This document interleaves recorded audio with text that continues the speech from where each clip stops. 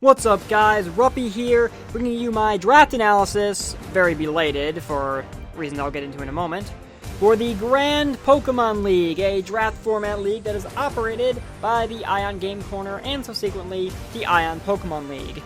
Now, the reason I said this is belated is because we are actually about halfway through the season at this point, and I've actually kind of been on a rampage in terms of basically recording all the games and doing post-commentary for them that have already happened, which is not my usual bread and butter. Those of you who watch my main Let's Play channel, Ruppy, will definitely know live commentary is usually my preferred way to go about it, but I mean, I only just got my 3DS capture card recently, so obviously there are some limitations on what I am dealing with. So, the Grande Pokemon League, it's basically like a GBA-style league, which most people know. It does not necessarily follow a lot of the same concepts as the GBA, though. It's kind of branched out and become its own thing, in a sense. Like, I know as far as the draft was actually concerned, like, we didn't follow tiers, we didn't reorganize Pokemon into tiers. Basically, as long as it's not banned by the Ion League rules, which does not follow Smogon tiers at all. So things like Blaziken, Aegislash, Greninja, some of those Pokemon are actually still legal, and etc. I'll probably have links down below. They might be changing because we're actually moving to a new forum here fairly soon. But I'll update those accordingly, but I will probably link down below as to not only the GPL rules, so you can see the difference, but also the Ion Pokemon League's battle rules. One major thing to note that definitely pops up right out of the gate is the fact that the Ion Pokemon League and anything associated with it kind of enforces the item clause. So that kind of adds an extra layer of strategy whenever I design a team every week for these games, which is definitely quite interesting. My team for the GPL is the Olivine Beacons. Now, the Ion Pokemon League kind of runs sort of, in essence, sort of like a wrestling league, almost like we have a ladder and we climb to the top to challenge a champion, but we have to pick a city in the Pokemon world that we're from. We pick, like, a name we want to be called by, a nickname, a theme song, etc.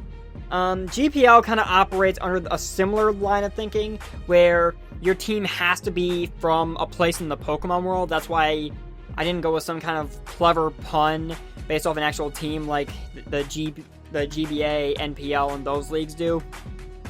So since Olivine City is my hometown as far as the Ion Pokemon League is concerned, and Glitter Lighthouse is the best known thing about Olivine City, I figured Olivine Beacons.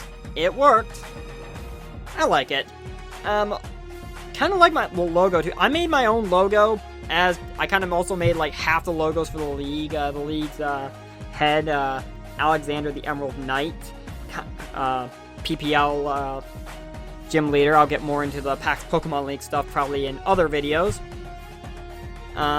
He made the other half of the league's logos.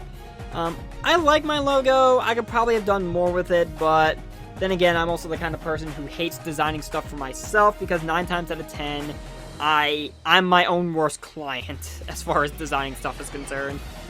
But also throwing this out there too, anyone wants me to design a team logo for them for a league of their own or something, feel free to hit me up and we can discuss pricing, because I do kind of want to make some money off of it. I'm trying to basically branch out my options here as far as that's concerned. So, about my team. Since we weren't limited to tiers or Smogon or like everything's categorized into certain tiers, we did have a point value that ended up getting assigned to each Pokemon that got drafted, which really is only going to apply if we end up making moves like trades or free agency or anything, though no one's really made any moves at this point. I don't know if anyone will, honestly. We'll see how things play out.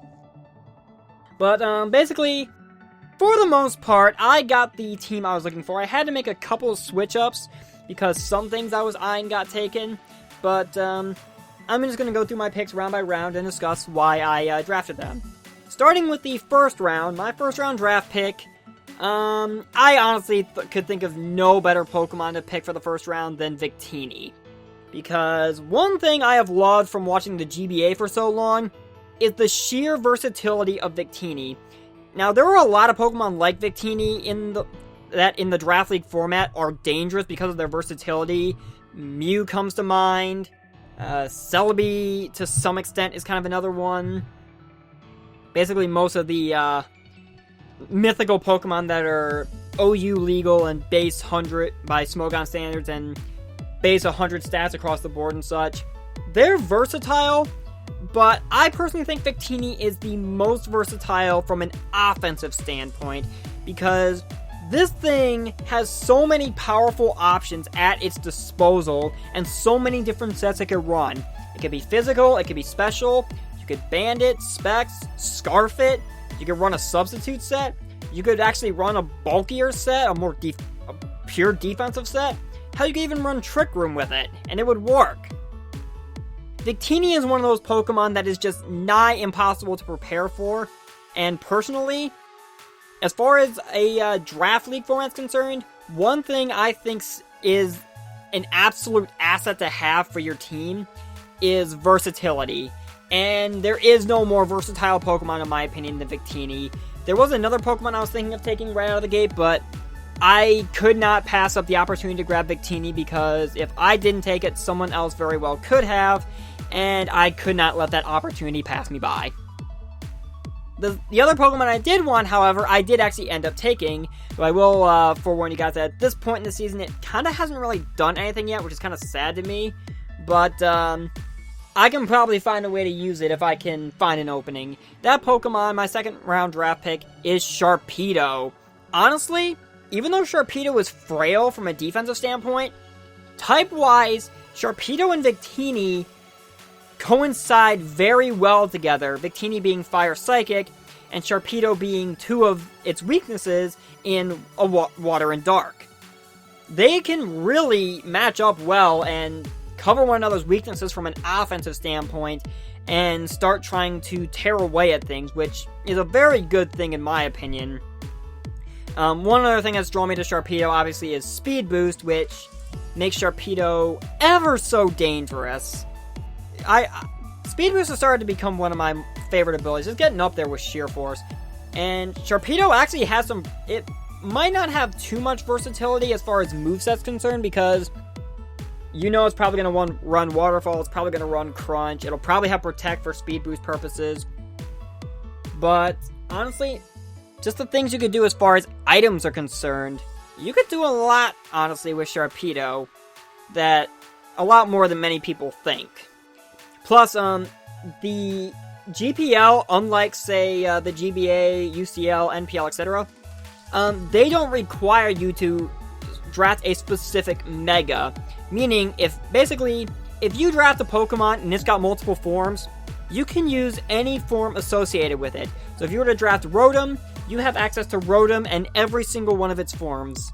Which might seem a little unfair, but honestly, I haven't really seen it be that big of an issue thus far this season. So, by drafting Sharpedo, I do have the option of running Mega Sharpedo if I so choose, and I don't have to Mega Evolve it right away, which could definitely work in my favor at some points if I could figure out a way to use it based on team matchups. For my third round draft pick, I wanted to start getting a bit of bulk on my team, and also I wanted to start basically I already had Fire Water at this point, so I could easily build a Fire Water Grass Core, but one thing that just about every good Draft League format team has is a Fairy type. And honestly, probably one of the best to have in the Draft League format, in my opinion, is Sylveon. So that's why Sylveon became my third round draft pick. Sylveon can do a lot of things as well. It's got that versatility I can definitely work with. It can be a defensive set, it can be a cleric, it could just be choice specs and just tear everything apart with Hyper Voice. This thing can do quite a lot, and it can definitely take a lot of hits as well, and be able to support the team as necessary, which is always a viable asset, being able to heal Bell off statuses, pass wishes, also definitely putting dents in things that I need Dents in whenever I'm playing a game. So I've got my Fairy type now. And at this point, with the draft progressing, I figured I want to go something a little bulkier, has a little more versatility in its bulk, and I kind of want to complete my Fire, Water, Grass core at this point, because I could probably find a way to make it work. And at this point in the draft, the best looking grass type, in my personal opinion, that actually fit what I was looking for, was Tangrowth. Tangrowth is one of the regenerator walls, and it's quite an annoying one at that if you're playing against it, because this thing just does not die.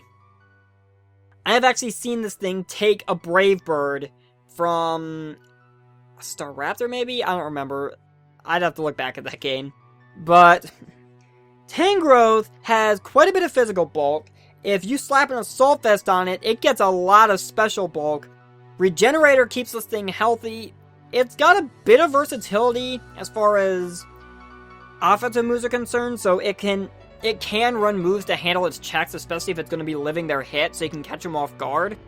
Tangrowth is just the Pokemon that will not go down no matter how hard you try to get rid of it, which is definitely quite amusing in some aspects, but Tangrowth really does support the team, just being able to take those hits and just stay alive to not only help in terms of differential, but also just being able to use it for a whole bunch of things, to be able to just absorb those blows and fire something right back. It may not be the most offensively threatening Pokemon, but it does what it needs to. Now at this point, I've got a Fire, Water, Grass core, I've got a Fairy type. One thing I really want, though, is something that can take care of Stealth Rocks. Because Spikes and Toxic Spikes, they are a bit of an issue. Well, Hazards in general, honestly, are an issue. But especially since Sharpedo, if I try to run a Sash, if they're up on the field, that could be problematic if that Sash is broken. And a whole bunch of Rapid Spinners were gone at this point. And I didn't want to go with the Defogger because, honestly, I prefer Rapid Spin over Defog as a personal preference, just because of the fact it doesn't get rid of my own hazards. And I was also trying to look for something that would be able to set up hazards as well, so I could set them up, I could get rid of them. And I found a Pokemon that not only matches those criteria, but also gives me at least one of the two Pokemon on my team that is a true dedicated physical wall, and that is Donphan. Donphan can set up Stealth Rocks, it can get rid of them, it's got a pretty powerful Earthquake if you more offensively invest it, it can take a whole bunch of physical hits, it's got access to Sturdy, so it's guaranteed to live at least one hit. You can slap an Assault Vest on it and make it a bit more especially bulky too, which a lot of people definitely have trouble taking down an Assault Vest Donphan. It's got Priority too, which is definitely helpful for when I need it. Donphan is just a great Pokemon to have, and that ground typing actually does help in some cases, considering the prevalence of fire types and such. So we move on from Donphan to my next draft pick, which, this one I'll admit, I kind of picked solely because I saw how well it worked for A-Drive in the GBA, and especially in coinciding with Victini, and I'd never used it before, but it's honestly starting to become one of my favorite Megas, and that is Aggron. Now, since I'm kind of giving a set nickname for all my Pokemon, I want to explain this really quick, just because, because I know some people might question it when they actually see the battles this thing is involved in. I decided to name my Aggron a dedicated nickname for the season for this team, Duranium. Which seems like a weird nickname, because what on earth even is that? Honestly, the nickname Duranium comes from a plot device metallic alloy, or metal or something, I don't know how we would properly refer to that was created for use in one specific guy's fanfiction work that I always used to read, because he was a damn good writer. Basically, Duranium, the metal in his stories, was, for all intents and purposes, completely indestructible. And especially with Mega Aggron, that definitely fits, because Mega Aggron is such a pain to take down because when it Mega Evolves, it has a ridiculously high defense stat. It can be quite especially bulky too. Not to mention the fact that its ability becomes Filter, which lessens the damage from super effective blows. If you're curious, by the way, the person who wrote those fanfictions, who coined the coined this super metal, I guess, this indestructible metal called Duranium. He goes by the name Parsec. He's better known to a lot of guys, however, maybe also by the name of Mark J. Hadley, who is the guy responsible for the Slenderman games, believe it or not. So, I don't know if he's ever going to come across this video, but if you do, hey man, what's up, and thank you for the inspiration for that. I probably could run normal Aggron too because of the aforementioned rule where if it's got multiple forms, you can use any one of its forms at your leisure. But so far, I have not really seen much use for regular Aggron as opposed to Mega Aggron because of the boosted defenses. But maybe there will come a point where I'll find a use for regular Aggron. I mean, that rock typing might come in handy at some point, right?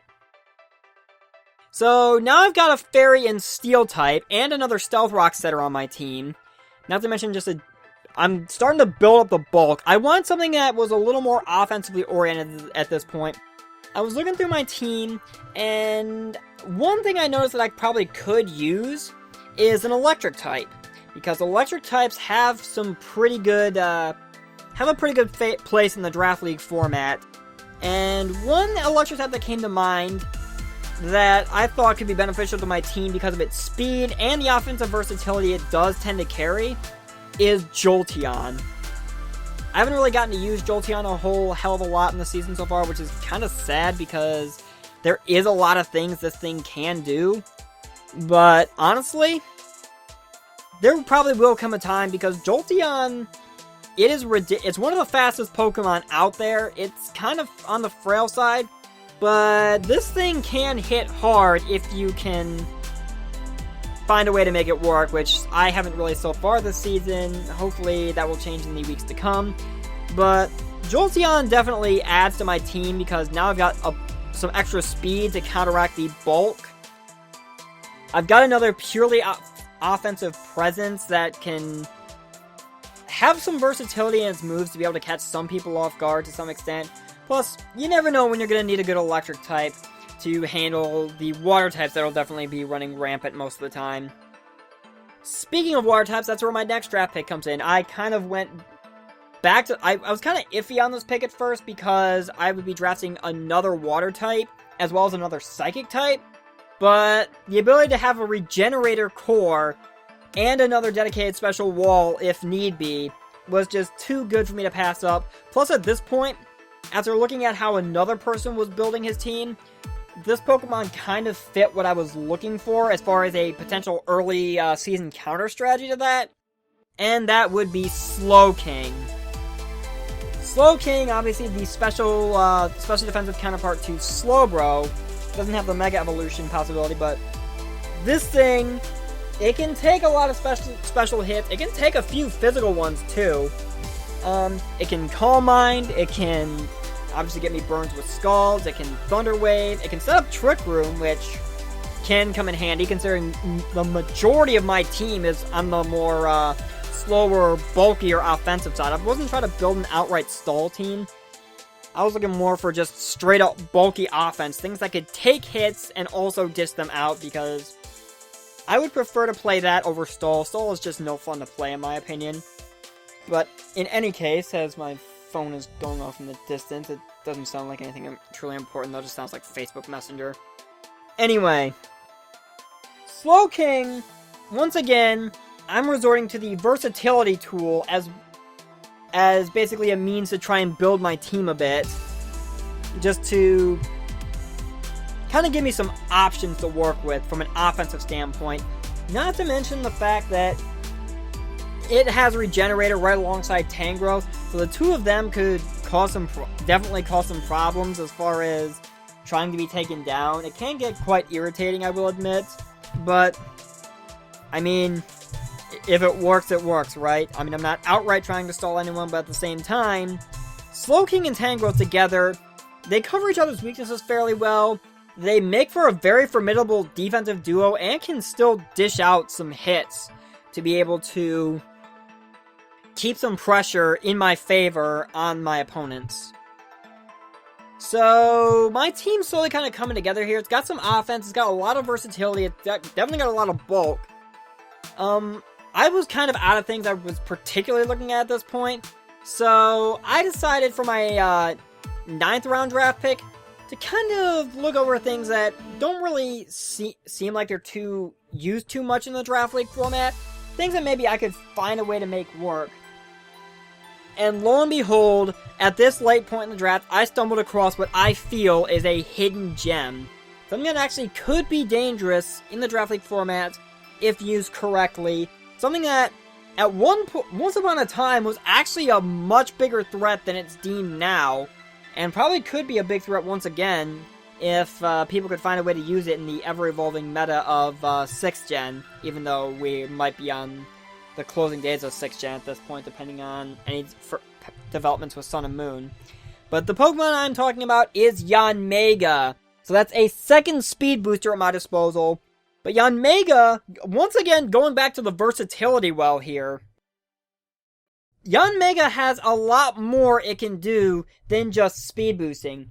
It's got a pretty good amount of coverage. I mean, it's got some powerful stab. It's got a rock attack and ancient power. It's got a whole bunch of hidden powers it can use. It's got Giga Drain so it can heal itself. Obviously, Speed Boost is a good draw. There's also the power of Tinted Lens, which... kind of run out of breath here. Tinted Lens is a very versatile asset to be able to just smack things super hard that would otherwise resist Yanmega. And just having that extra bit of offensive power and once again speed. Like, my team is kind of part speedy offensive... voice crack. Part speedy offensive threats and part bulkier things that can take hits and dish them out, which is actually it's actually worked out pretty well for me so far, but you guys will see that soon enough. So Yanmega definitely has a place on my team. It definitely enjoyed being on my team so far and wreaking havoc on unsuspecting opponents. So, last round draft pick here. Honestly, this kind of looked like it was going to end up being a throwaway pick for me, and I was going to use it as such, but the Pokemon I was looking at just to spend that pick on got taken in an earlier round.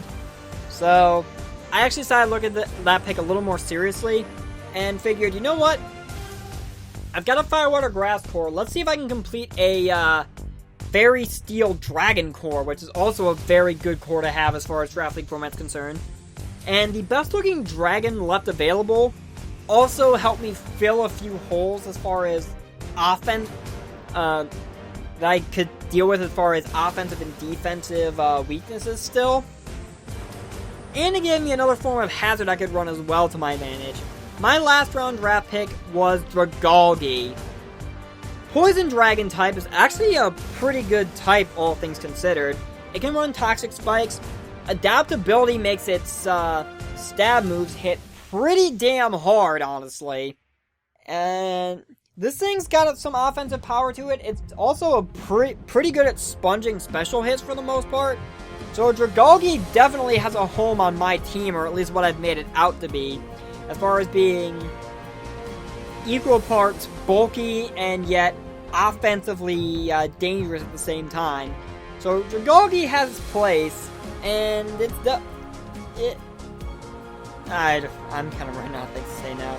But there you go, there's my team. Victini, Sharpedo, Sylveon, Tangrowth, Donphan, Aggron, Jolteon, Slowking, Yanmega, and Dragalge. Just a bunch of things that I know have worked in the GBA that I'm trying to use to my advantage, and a bunch of things that I think I can make work just because I'm the kind of guy who likes to run with versatility because it keeps opponents guessing. It makes my team very difficult to prepare for in that aspect. And so far this season, I think it's been working out well, but you guys will see that soon enough. So thank you guys for kind of just listening to me ramble on about my GPL team. Sorry that it went on for quite some time. I just wanted to make sure I had enough of an explanation for everything. I have been Ruppy. thank you for watching, and I will see you guys soon with the actual GPL games. Take care.